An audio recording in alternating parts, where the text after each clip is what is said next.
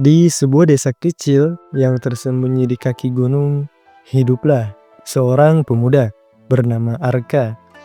Ia dikenal pendiam, penyendiri, dan selalu memandang hidupnya penuh kekurangan. Setiap pagi, Arka duduk di pinggir sungai, menatap air yang mengalir, dan bertanya dalam hati, "Mengapa aku dilahirkan hanya untuk merasakan penderitaan?" Sejak kecil, Arka sering dibandingkan dengan saudaranya yang lebih cerdas, lebih pandai berbicara, dan selalu menjadi kebanggaan keluarganya. Ia merasa tidak pernah cukup baik, dan pikiran itu menghantui dirinya selama bertahun-tahun. Tidak ada hari yang lewat tanpa rasa iri terhadap orang lain. Namun, suatu pagi, segalanya berubah. Saat Arka duduk termenung di tempat biasa, seorang lelaki tua yang belum pernah ia lihat sebelumnya mendekat. Rambutnya putih seperti salju, dan senyumannya menenangkan, seperti hangatnya sinar matahari. "Anak muda, kenapa wajahmu tampak begitu suram?" tanya lelaki tua itu. Arka mendesah berat. "Hidupku ini tidak ada artinya. Aku tidak punya apa-apa, tidak ada bakat, tidak ada alasan untuk bahagia. Aku hanya ada tanpa tujuan." Lelaki tua itu tersenyum kecil, lalu duduk di samping Arka. "Bolehkah aku bercerita?" tanyanya. Arka mengangguk, setengah tidak peduli. Lelaki tua itu mulai bercerita. Dulu, ada seorang petani yang memiliki ladang kecil. Ladang itu dipenuhi dengan batu-batu besar. Tanahnya kering, dan hampir tidak ada yang tumbuh di sana. Banyak tetangga mengejeknya. "Untuk apa mencoba menanam di tempat seperti itu?" kata mereka. Tapi petani itu tidak menyerah. Setiap hari, ia memungut batu, menggemburkan tanah, dan menanam benih kecil dengan hati-hati. Tahun demi tahun berlalu, ladang itu berubah. Pohon-pohon besar tumbuh, buah-buahan segar bergelantungan, dan bunga-bunga indah bermekaran. Arka mengerutkan kening. "Apa hubungannya itu denganku?" Lelaki tua itu tersenyum lagi. "Ladang itu adalah hidupmu. Batu-batu besar adalah rasa benci yang kau simpan terhadap dirimu sendiri. Tanah kering adalah hatimu yang haus akan kasih sayang.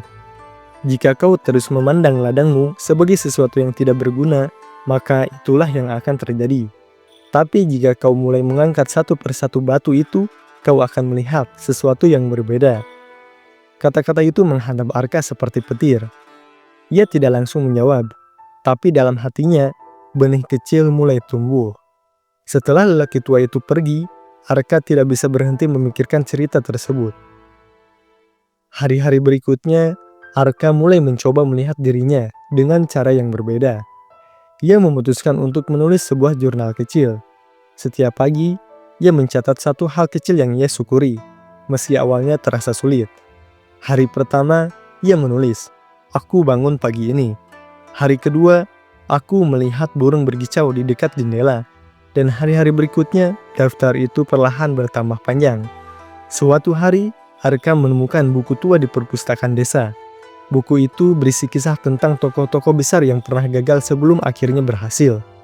Salah satu kisah yang menarik perhatiannya adalah tentang seorang ilmuwan yang dihina karena idenya dianggap tidak masuk akal. Tetapi ia tetap gigih hingga akhirnya menemukan sesuatu yang mengubah dunia. Kegagalan mereka jauh lebih besar dari apa yang pernah kumiliki, pikir Arka. Jika mereka bisa bangkit, kenapa aku tidak? Arka mulai mencoba hal-hal kecil yang sebelumnya ia hindari karena takut gagal. Ia mulai berbicara lebih banyak dengan orang-orang di desa, meski awalnya canggung. Ia mencoba membantu ayahnya di ladang, meski sering dimarahi karena tidak tahu caranya. Tetapi sedikit demi sedikit, ia merasa ada sesuatu yang berubah dalam dirinya.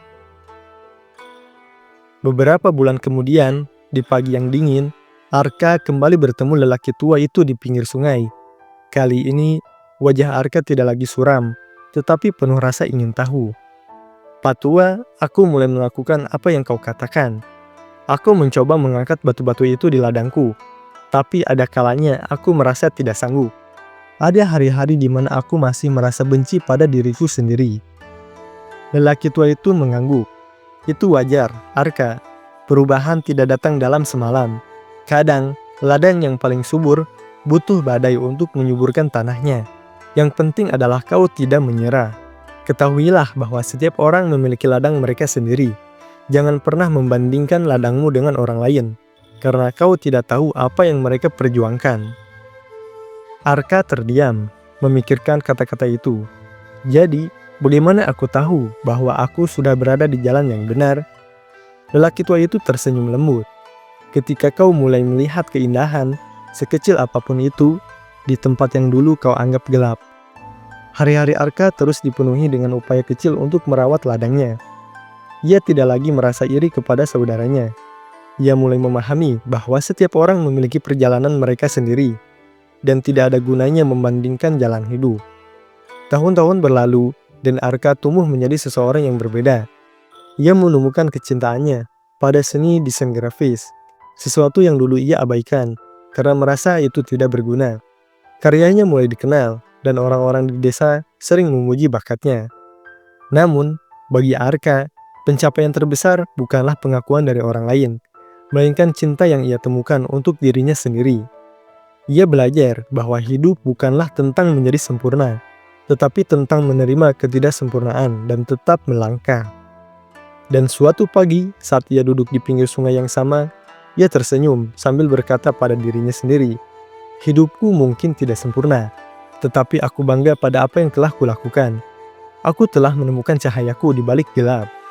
Lelaki tua itu tidak pernah kembali, tetapi kata-katanya tetap hidup di hati Arka. Ia menyadari bahwa lelaki tua itu bukan hanya seseorang yang lewat dalam hidupnya, melainkan sebuah pengingat bahwa setiap orang memiliki kekuatan untuk mengubah hidup mereka, asalkan mereka bersedia memulainya dari dalam. Pesan dari kisah ini, seperti Arka, kita semua memiliki ladang dalam hidup. Tidak peduli seberapa kering atau berbatu ladang itu, selalu ada peluang untuk menjadikannya tempat yang indah.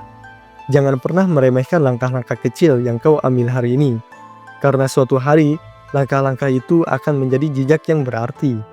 Jadi, jika kau merasa tidak berharga, ingatlah bahwa ladangmu masih menunggu untuk dirawat. Jangan biarkan rasa benci atau keraguan menghentikanmu. Kau lebih kuat dari yang kau kira, dan hidupmu lebih berharga daripada yang pernah kau bayangkan.